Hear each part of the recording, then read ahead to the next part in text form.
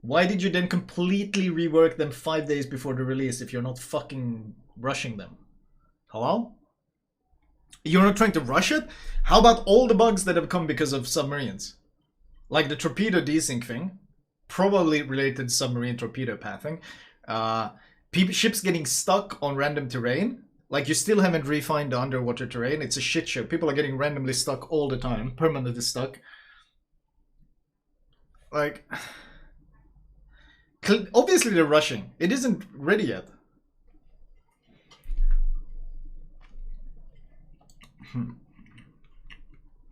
This is good bread, by the way.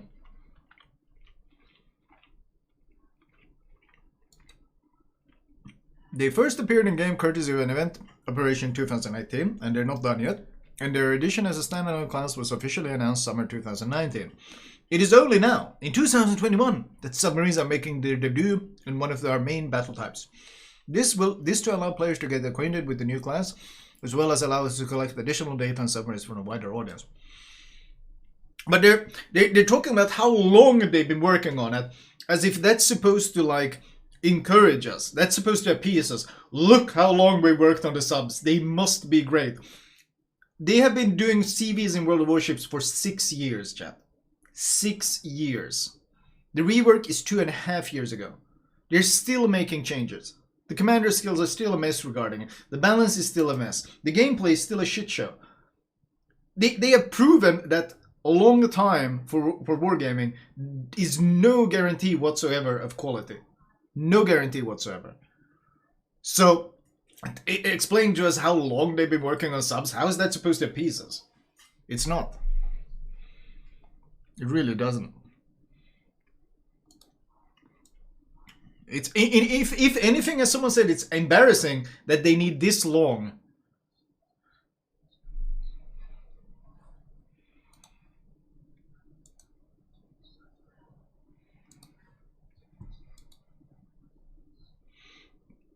All right, let's see.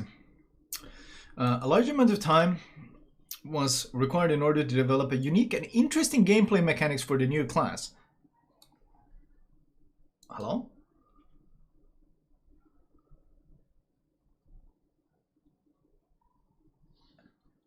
Okay, Okay, probably not the time for a video in the middle of this. Music would have been better, but...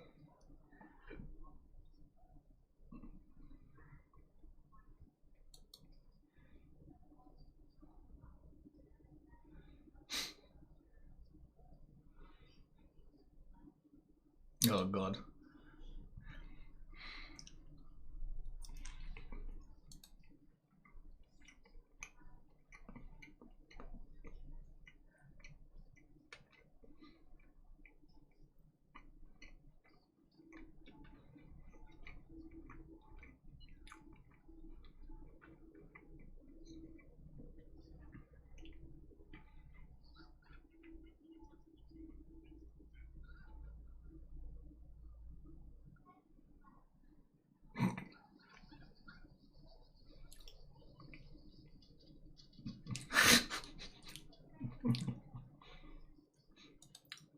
Jesus.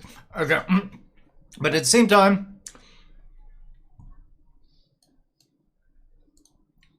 Okay, I can't talk with this going on.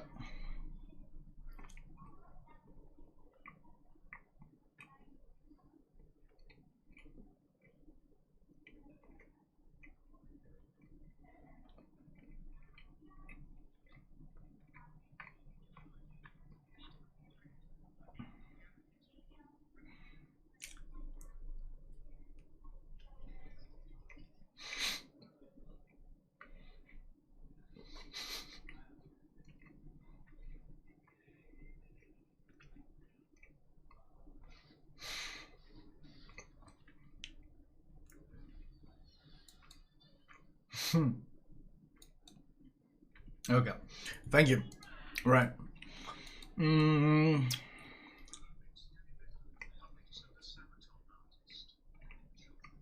Thank you.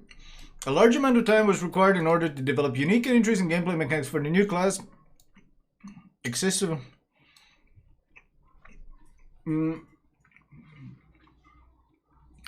I love that Wargaming's concept of unique and interesting gameplay mechanics is literally spam pings and shoot homing torps. That was what they came up with. 3 years. Have been extensively tested to be balanced and fit well into the template of currently existing interactions between different ship types. Have they tried playing Battleship against submarines? That's what I want to know. Have they tried? Because, well, I know the answer. They probably haven't. Each prototype was tested first through internal closed testing sessions. What is this?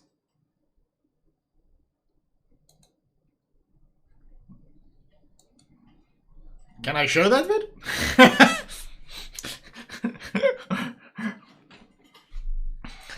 Question mark? Alright. A large amount of time was required in order to develop unique and interesting gameplay mechanics for the new class. But at the same time, these massive changes have been extensively tested to be balanced and fit well into the template of currently existing interactions between different ship types. Okay, over the course, blah blah blah, we collected lots of feedback. Yep. And as such, we have made changes to almost all the mechanics, except the homing torpedoes that everyone fucking hates. Like, one of the biggest feedback has been how dumb homing torpedoes are.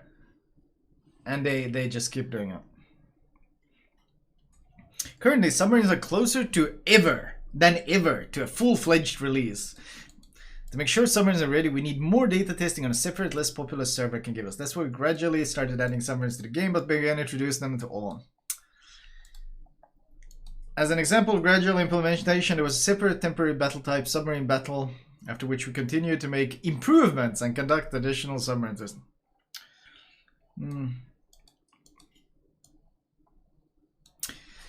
To summarize, we are doing everything we can in order to avoid our past mistakes, and submarines will be fully released only when we are sure they are 100% ready for it.